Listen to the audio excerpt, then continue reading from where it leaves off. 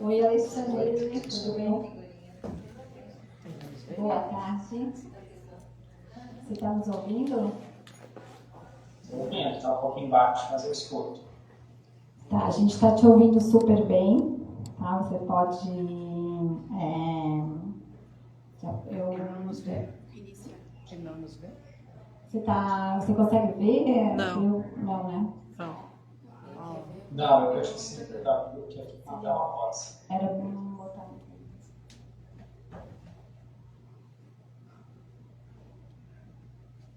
Tá de costas? Agora sim. Agora sim. Opa, caiu. Não caiu só o tela.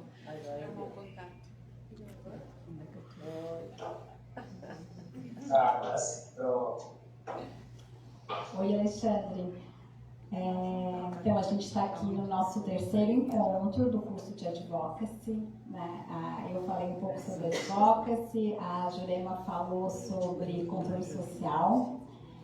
Depois nós recebemos uma palestrante muito especial, que é a Júlia, ela é gerente da atenção primária aqui do município. Foi muito, muito impactante, assim, a palestra dela. A gente ficou surpreso com algumas informações e vamos continuar depois esse contato com ela e com a Secretaria de Saúde, né? E surgiu também a necessidade de chamar uma pessoa também da saúde complementar, média complexidade, isso. Porque surgiram muitas situações aqui que não pode imaginar. Mas, né, como parte do nosso programa, a gente gostaria de te convidar para falar um pouco sobre o Advocacy na FEMAMA. Vou falar um pouquinho aqui de ti. Então, o Alexandre, ele é cientista social, especialista em administração, mestre em ciência política e doutor em filosofia. Ele já atuou, né, no Ministério da Justiça, na Unesco, na Organização dos Estados Ibero-Americanos e Secretaria de Saúde do Estado do Rio Grande do Sul. Atualmente, ele é gerente executivo da FEMAMA e ele trouxe aqui para a gente as estratégias e os casos práticos do Advocacy na FEMAMA, que ele foi um grande implementador, né? Ele trouxe voz e mais força para o nosso movimento e, então, portanto, estamos aqui hoje falando desse assunto com muita vontade ainda de aprender sempre mais, tá? Te agradecemos pelo teu tempo e pela oportunidade de poder te ouvir. Contigo a palavra. Muito obrigada. Obrigado, Ediana. Obrigado a toda a equipe da PUC. Eu quero saudar todas as voluntárias que estão aqui, né, e voluntários que estão participando desse encontro. Eu, durante muitos anos, aqui no Rio Grande do Sul, organizei também um curso de formação de voluntários para o Hospital Santa Casa. Na verdade, era um curso aberto para todos os interessados.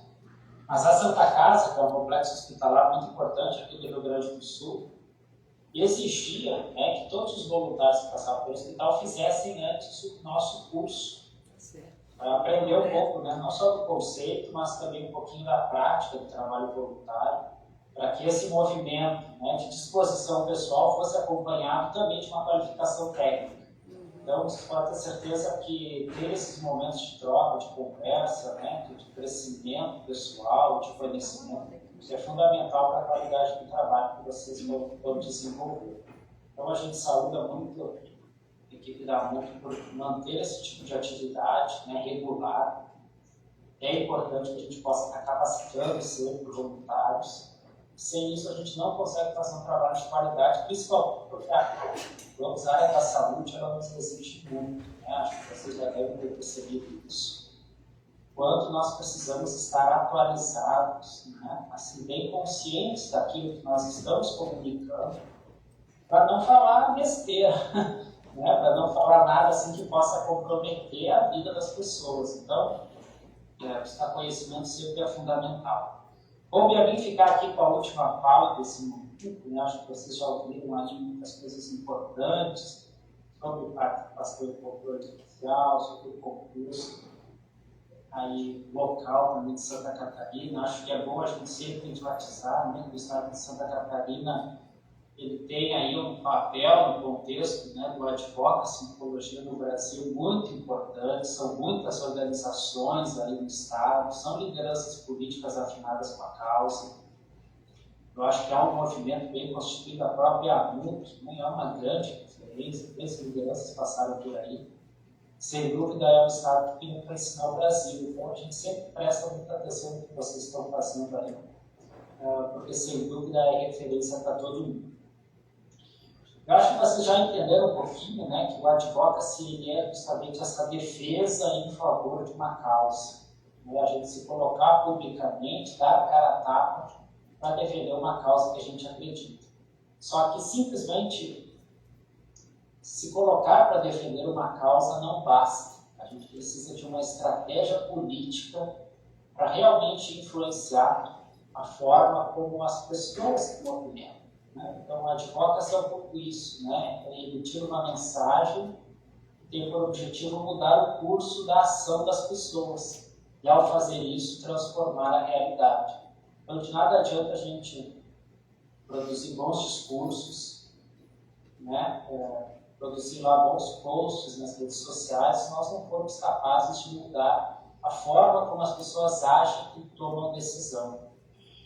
Então, o advocacy pode parecer uma coisa simples, mas ele é algo que exige muito penso, né? Ele exige muita estratégia, ele exige muita dedicação, porque para você conseguir influenciar o comportamento de um tomador de decisão, desse, um vereador, deputado, uma prefeita, para você conseguir chegar nesse ponto, você tem que estar muito preparado, muito consciente daquilo que você está comunicando, né, do seu objetivo final.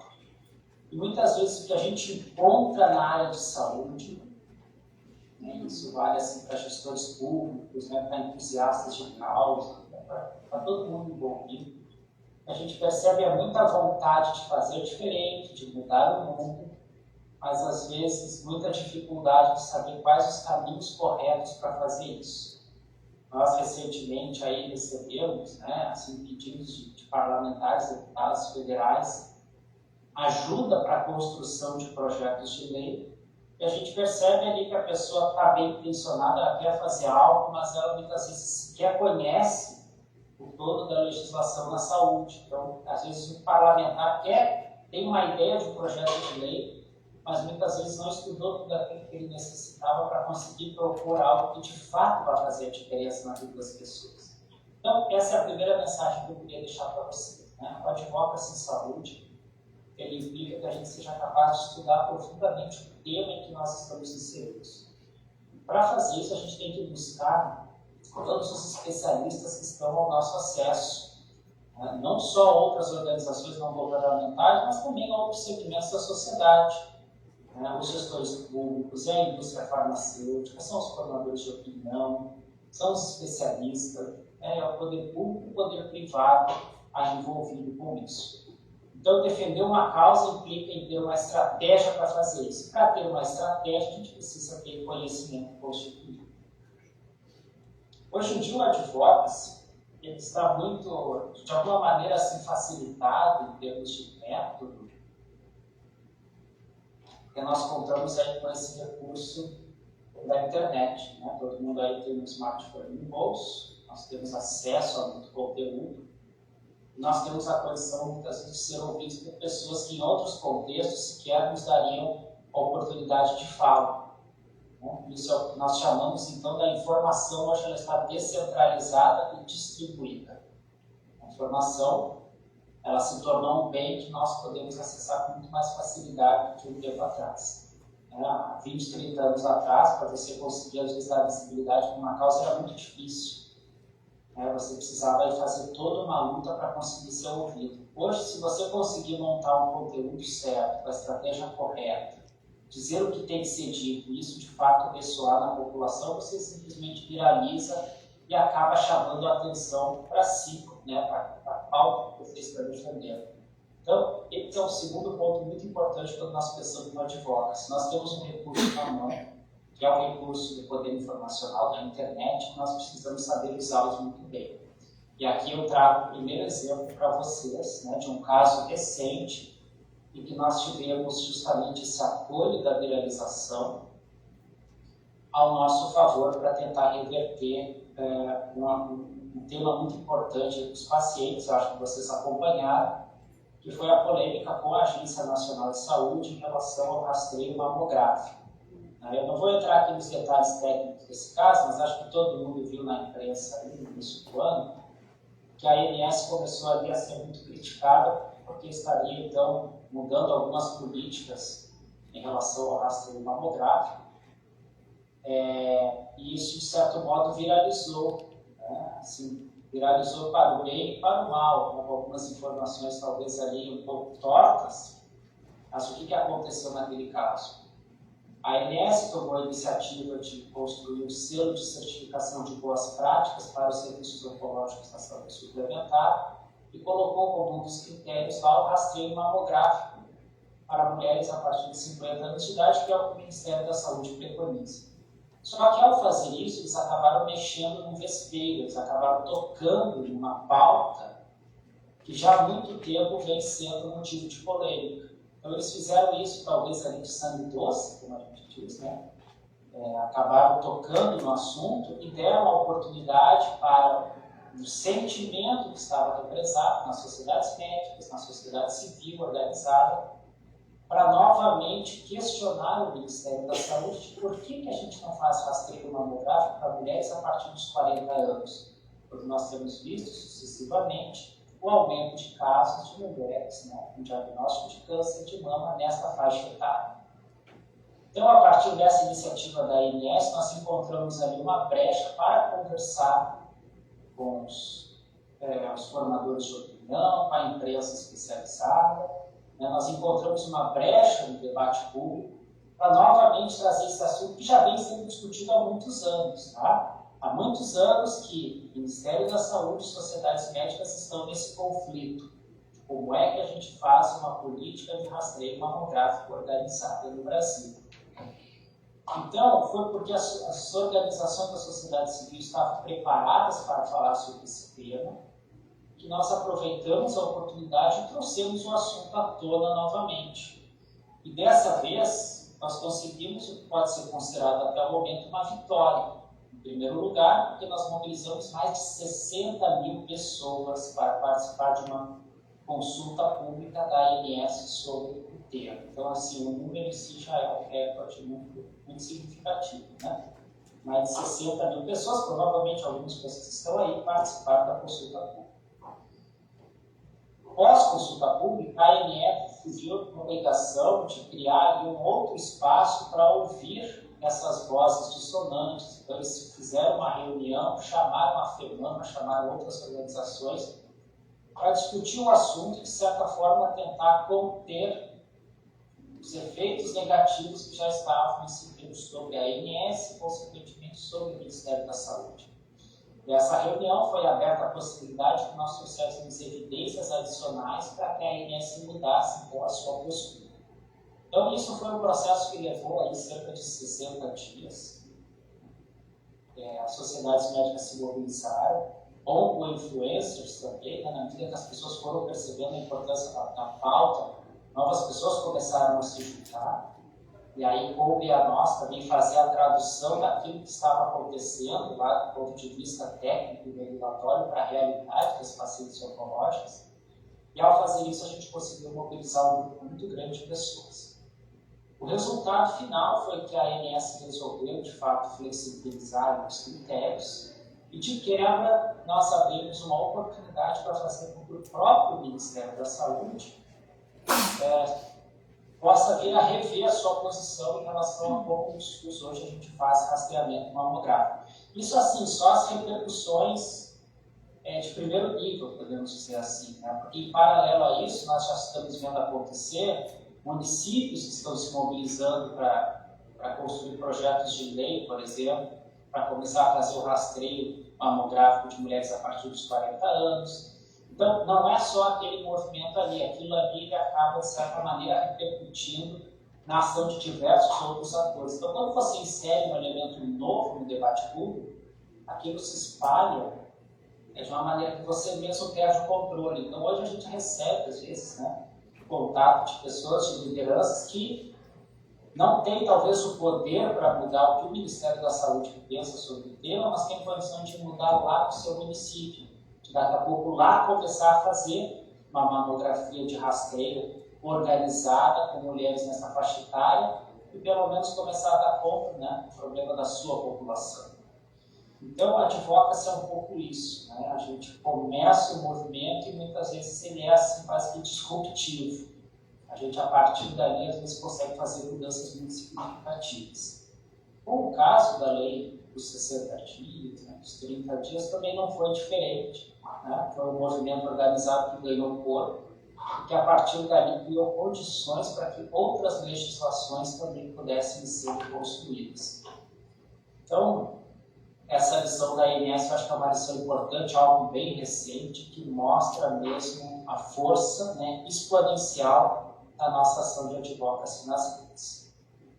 Para além disso, eu acho que é importante também nós destacarmos o seguinte, né, conforme a sociedade civil ela ganha força e as redes sociais, né, apoiam muito nisso, o próprio poder político ele se obriga a começar a escutar mais as pessoas. Então, se talvez 20 anos atrás um político não tinha lá muito incentivo para escutar o seu eleitorado, hoje a situação é completamente diferente. Como eu disse, para o bem e para o mal, porque muitas das vezes o político também fica, às vezes, demasiadamente exposto, às vezes de maneira até injusta, a certas críticas e cancelamentos que acontecem no âmbito das redes sociais. Isso é verdade, não é uma tarefa fácil. Mas, por outro lado, você permite que as pessoas que têm o poder saiam também da sua zona de conforto e acabem tendo que encarar a realidade que os seus eleitores estão vivendo lá na ponta. Então, a gente chama isso, uma tese aí que fala do fim do poder, que o poder hoje ele é muito mais horizontal do que vertical, então novas organizações também têm a sua fatia do poder e a gente consegue, de alguma maneira, influenciar naquilo que está acontecendo. Então, considerando essa realidade que a gente vive no Brasil, qual é a melhor forma de atuar, para garantir que isso de fato aconteça? Então, eu acho que a primeira lição que nós podemos tirar é a importância de nós fazermos uma advocacy sempre apoiar, sempre em rede. Então, é nunca trabalhar sozinho, nunca achar que a sua ação solitária ela de fato vai trazer resultado. O que acontece é justamente o contrário. A gente se fortalece na ação em rede. Esse exemplo da ação da FEMAMA com a ANS, de fato, só aconteceu porque um conjunto de sociedades médicas também apoiou a pauta. Se fosse a FEMAMA de maneira isolada, muito provavelmente não teríamos tido um resultado tão bom. A FEMAMA ela tem o seu tamanho, mas ela também tem os seus limites. Então, foi porque também nós conseguimos sensibilizar outros atores que a coisa ganhou força. Então, sempre pensem assim, você está fazendo seu voluntariado, mas esse voluntariado nunca é só, ele nunca pode ser só. Ele sempre tem que estar inserido dentro de um outro contexto. Você sempre vai precisar do conhecimento do outro para conseguir complementar aquilo que você faz. Então, no caso da ANS, a FEMAMA trazia muito a experiência do paciente. Mas falar da experiência do paciente não era suficiente, era preciso que alguém trouxesse alguns dados, às vezes mais pontuais. Então, vinha lá a Sociedade Brasileira de Mastologia para trazer um conhecimento médico que também era necessário para compor toda essa tese que nós estávamos defendendo. Então, cada parte importa, por menor que seja, importa, mas ela nunca pode se ver isolada do todo. Então, essa atuação coletiva que nós conseguimos fazer, ela é o segredo do nosso sucesso.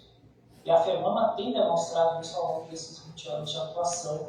A FEMAMA, você sabe, ela é praticamente um sindicato de associações de pacientes. Então, ela defende a causa das associações, mas ela só funciona da maneira como funciona porque ela conta com esses poderes locais, com esses agentes que estão lá na ponta, dentro da realidade do paciente, que trazem para a gente essas informações em primeira mão.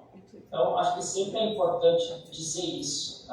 Muita coisa que a gente consegue mudar em nível nacional é porque vocês começaram um trabalho, vocês trouxeram isso ganhou corpo, e a FEBAMA está aqui para reverberar aquilo que vocês fazem. Então, é sempre muito importante a gente contar também com esse retorno, né? De saber qual é a realidade do paciente aí em Florianópolis, né? Qual é a realidade de São José, qual é a realidade de Blumenau, o que de fato está acontecendo lá. Então, o nosso trabalho é muito de conseguir traduzir essa realidade em soluções concretas para o poder político, que muitas vezes tem a vontade de fazer, mas não tem o conhecimento. É aquilo que eu digo para vocês, né? Tem muito parlamentar que quer fazer, mas de fato não conhece o SUS, não conhece a legislação, não conhece a estrutura, é uma estrutura complexa, e a gente tem que ajudar o poder político a se tornar consciente sobre as suas preocupações, sobre a limitação das políticas públicas. Então, quem é que vai fazer isso? É a sociedade civil organizada. Porque o paciente, de maneira isolada, ele não vai conseguir, muitas vezes, ter força para fazer isso. Mas nós, através de uma organização de um trabalho construído, nós conseguimos. Então, no caso do Advocacy Oncologia, eu acho que já está aprovado aqui, né, no Brasil, ao longo desses 20 anos aí de mobilização mais forte que nós temos, né, 30 anos, vamos dizer assim, o quanto foi possível avançar graças a esse movimento. E o Brasil também não começou do nada. O Brasil começou porque olhou a experiência na Europa e nos Estados Unidos e reproduziu aqui aquilo que dava certo lá. Então a gente está sempre aprendendo com alguém, sempre trazendo essa experiência a partir de um outro lugar. Quem é que é o autor não importa, né? O que importa é como essas coisas vão se desenvolver, como a gente ao longo do tempo vai aperfeiçoando as formas de dialogar com o poder público de produzir as transformações sociais. Então, a nossa pauta da oncologia é uma pauta que tem muito apelo com a opinião pública, né? As pessoas se sensibilizam, mas em compensação nós temos uma dificuldade, que é uma dificuldade estrutural. Hoje o sistema de saúde ele não está ainda devidamente preparado para atender a necessidade da oncologia. É uma necessidade que a gente sabe de tratamentos que às vezes têm alto custo, que o sistema tem dificuldade de financiamento, dificuldade de gestão, e o nosso papel é justamente conseguir encontrar essas soluções. Um outro exemplo que eu queria trazer para vocês, de alternativas que a FEMAMA vem experimentando também, que são conquistas do Advocacy, é com a pauta dos testes genéticos. Então, não sei se vocês sabem, né, mas na iniciativa na saúde suplementar nós já temos disponível um teste genético para a identificação, né, de alguns genes associados ao câncer de mama e ovário, mas no Sistema Único de Saúde nós ainda não temos. E o que a FEBAMA tem feito, além de simplesmente pedir que o SUS disponibilize? Nós fizemos uma parceria com uma empresa que oferece aqui um software de inteligência artificial que ajuda a identificar quem são as mulheres com alta probabilidade de desenvolvimento câncer para serem elegidos a passar pelo aconselhamento genético, né? Que é a etapa anterior à realização do teste propriamente dito. Então, a FEMAMA, sabendo que o poder público tem uma série de dificuldades para implementar, por exemplo, uma testagem genética das mulheres e seus familiares, ela buscou, junto de um parceiro, o desenvolvimento de uma tecnologia que não é cara, mas que é bastante útil, né? Porque com aquela tecnologia o governo consegue pegar aquela ferramenta e fazer uma triagem das mulheres que precisam passar pelo teste médico. Porque o teste não é para todo mundo, a gente precisa identificar quem são as pessoas elegíveis. Se a gente começar a querer testar a população brasileira como um todo, isso vai ficar muito caro. Então, uma das dificuldades que se tem quando teste é saber quem é que precisa ser testado, né? Quem é que precisa passar pelo aconselhamento genético e eventualmente fazer o teste. E por isso a FEBAMA foi buscar, né, na iniciativa privada, um parceiro que desenvolveu uma ferramenta. Então, ela é uma ferramenta de inteligência artificial, chama Vitória, e a Vitória vai conversar com você. Você vai chegar lá no ambulatório e vai responder algumas perguntas para a Vitória, que é essa assistente virtual. E a partir dali, a Vitória vai identificar quais são os seus fatores de risco, né, a partir das suas respostas, para verificar, né, como é que, então, a etapa seguinte, o médico pode te dar o melhor atendimento. A FEBAMA está tentando trazer essa ferramenta aí já para o estado de Goiás, para o Distrito Federal. A nossa ideia é que, uma vez isso funcionando, a gente possa levar para outros estados e também tem uma legislação específica para a testagem genética. Então, esse é um outro exemplo de ação de advocacy que nós precisamos continuar experimentando cada vez mais, né? Que é buscar parceria. Bom, o poder público não tem as ferramentas para fazer o que precisa fazer, bom, talvez na iniciativa privada a gente encontre alguém com soluções tecnológicas, né, importantes que nós possamos ir para esse meio de campo, como nós chamamos, né, e aproximar quem tem a solução de quem tem a necessidade. Né? O poder público tem a necessidade, a iniciativa privada tem a solução, e que nós não podemos juntar os dois para resolver o problema do paciente.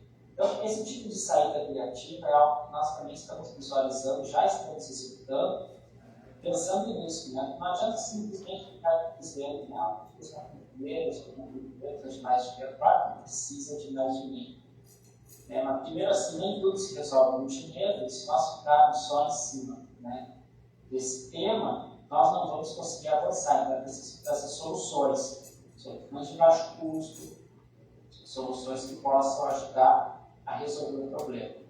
Então, eu não vou me estender muito mais por aqui, não. Para quem desejar conhecer um pouquinho do trabalho da FEMAMA, né, vocês podem acessar o nosso site, afemama.org.br, as nossas redes sociais. A gente tem cada vez mais buscado falar muito assim, sobre essas pautas pelas quais nós estamos nos mobilizando, né, o que a FEMAMA tem feito.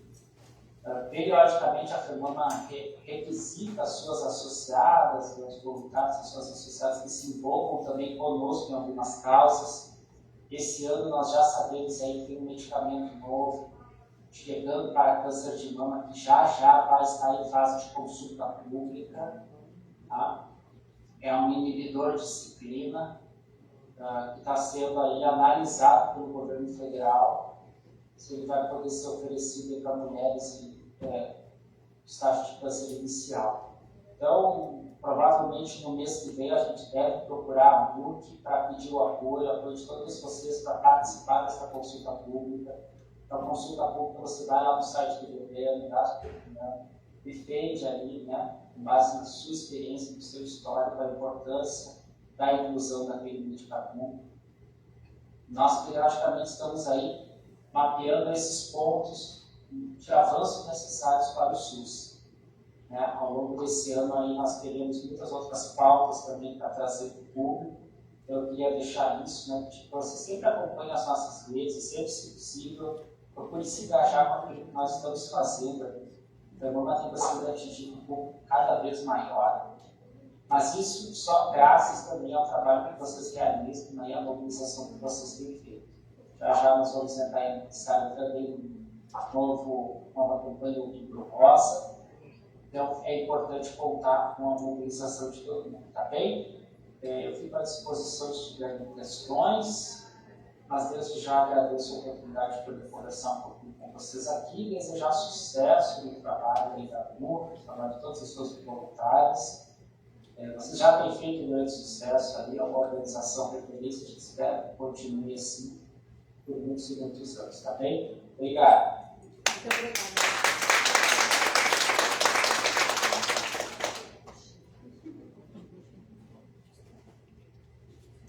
Obrigada, Alexandre, pelas suas palavras. Eu acho que é interessante que você não tinha ouvido o que a gente tinha falado antes, mas parece que foi assim, uma conclusão e nos deixa muito felizes e também tranquilos de ver que a gente está em sintonia e estamos indo para o mesmo caminho, para o mesmo lado, né?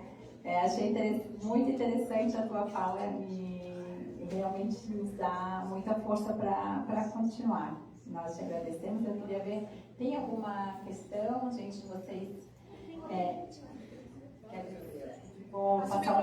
Eu vou abrir para uma pergunta e aí depois a gente vai encerrar. Infelizmente, não posso te convidar para o nosso café. A gente está servindo um café aqui do lado. Mas já quero te deixar assim, o convite para você vir no nosso próximo encontro presencial para você continuar esse debate tão interessante. Tenho certeza que tem mais coisas que você gostaria de falar, mas o tempo é bem curto realmente. Ah, e eu só gostaria de te lembrar, que eu já avisei aqui, que quem se interessar pelo assunto pode continuar e fazer o curso da FEMAMA, que a FEMAMA está agora com um curso de advocacy quentinho, né? Saiu agora recentemente, já teve o primeiro encontro, mas pode ser assistido, então já passei o convite para elas, né? Só reforçando que quem quiser continuar aprendendo sobre o assunto pode se inscrever ainda, que ainda dá tempo. Eu vou passar para uma perguntinha só para a gente encerrar para ir para o nosso café. Obrigada. Boa tarde. Eu vou me apresentar também, né, já que bem rapidinho. Eu sou a Gabriela, eu sou assessora parlamentar, na verdade, de uma vereadora aqui da cidade, que é a Carla Aires. E eu fiquei muito curiosa, porque a gente já estava vindo nessa conversa sobre a questão dos projetos de lei. E, Alexandre, eu fiquei curiosa porque você falou que alguns municípios já estão protocolando esse processo da questão do rastreio de exames a partir de 40 anos. Foi uma temática que surgiu aqui que a gente ficou interessada. E daí eu gostaria de saber com você se você tem esses projetos, se já sabe se algum lugar já foi aprovado, porque facilita muito, né, principalmente para os municípios, quando a gente já tem esse caminho andado em outros lugares. Então, eu queria ver se você tem essa relação ou se pode dar alguma informação a mais para a gente. Obrigada. De projetos protocolados nós ainda não temos notícia, mas sabemos aí que em Sara, em Santa Catarina, perto de Criciúma, há uma movimentação já bem intensa, tem vereador que está interessado em fazer. Agora é só questão de ajustar o texto para que isso fique bem consolidado. Né? Porque a tendência, às vezes, na construção de texto de projeto de lei, vocês querem falar sobre muita coisa, às vezes se perde um pouquinho de foco. Então, é mais no sentido de fazer esse ajuste, de pensar a criação, talvez, de um programa municipal de rastreio, né? De câncer de mama, voltado aí a essa população que é descoberta da normativa nacional, mas que é importante, se o município tiver condições de fazer por conta própria, não precisa esperar o governo federal mande. Então, assim, a gente pode discutir sobre isso sim, eu tenho meu contato ali com a turma da NUC, a gente pode conversar e ajustando. Nós fizemos esse movimento de apoio a municípios e lideranças parlamentares com projetos da navegação de pacientes em câncer de mama. Nós construímos uma minuta de projeto, esse projeto circulou, alguns municípios aí tramitaram e aprovaram. Então, assim, o município de Porto Alegre já tem a lei, Minas Gerais fez com base na lei de Porto Alegre, um vai fazer com base na lei do outro, no caso dos testes genéticos também, tá? A gente pegou a lei do Distrito Federal que estava aprovada, aí já replicamos para outro estado fazer também, fizemos aqui no Rio Grande do Sul, agora o Ceará está se movimentando para ter também, né? Porque assim não tem muito mistério, como às vezes é difícil chegar no texto, é importante que a gente já está rolando, para não gastar tempo, né? Assim, tentando chegar no melhor texto, quando já existe algo que serve para os mesmos propósitos. Então, para apoiar, caso haja o interesse de desenvolver algo nesse sentido. Alexandre, você viu o projeto de lei que está tramitando aqui no Estado? Eu mandei para ti, de repente, não sei se você chegou a ler, porque a gente poderia replicar ele também no município, porque já está tramitando no Estado de Santa Catarina o projeto de lei, né? Aí eu não sei... Você se refere a qual lei? O projeto é referente a gente ela mencionou sobre sobre a mamografia, rastreio a partir dos 40 anos. Nós temos aqui com 4 projetos de lei tramitando no Estado. Um é para rastreio de mamografia a partir dos 40 anos, o observatório do câncer, e também nós estamos aqui com testes genéticos, tanto para diagnóstico, né, para rastreio de pessoas que têm maior probabilidade genética de desenvolver a doença, como também para localizar a terapia, a melhor terapia através do teste genético, né? Nós, inclusive, temos aqui uma paciente que usou o teste, né, para tratamento, e ele foi muito eficaz ela não teve muitos efeitos colaterais, bem menos do que ela teria se ela tivesse feito a químio que estava prevista. Então, a proposta aqui no nosso estado é de uma lei para os dois casos, tanto para o diagnóstico, né, quanto para o exame genético para melhor tratamento. Sim, no caso do projeto do Rastreio, parece que vocês têm que citar, né, os critérios estabelecidos pela SBM, pelo INCA e pelo Ministério, no caso são critérios dissonantes, então talvez tenha só que fazer essa verificação aí, né, porque não são os mesmos critérios. Eu achei interessante que houve ali a previsão de desenvolver programas de conscientização sobre a hipertrofia da mamografia. Eu acho que isso é importante de constar na lei, não se trata só de permitir. O programa ele precisa incluir também a ação de conscientização. Então eu acho que está no caminho, eu acho que é mais ou menos por aí, né? A questão é justamente, eu acho que o importante é fazer esse diálogo com a assessoria, não só com as assessorias parlamentares, mas com quem faz a articulação com a lei de saúde do Estado, para ver se isso aí tem eco com eles, né? Porque às vezes não adianta a gente aprovar um projeto de lei e depois a secretaria de alguma maneira inviabilizar ou entender que isso aí não é execuível, e aí fica aquela chamada lei de não terra, né? Então a gente tem que procurar evitar esse tipo de problema e antecipar essa articulação. Então, eu acho que todos os projetos de lei são bem-vindos, mas é sempre importante que se mobilize desde o primeiro momento a Secretaria de Saúde, como a gente está fazendo com o Ministério da Saúde antes que a lei esteja aprovada, né, para garantir que o que está saindo na lei também a técnica do Ministério entenda como sendo factível, como estando de acordo. Então, é essa recomendação assim, que eu passaria. Né? Agora, sobre detalhes do texto, acho que a gente também pode voltar a conversar a respeito, para ver se estamos conformes. Né?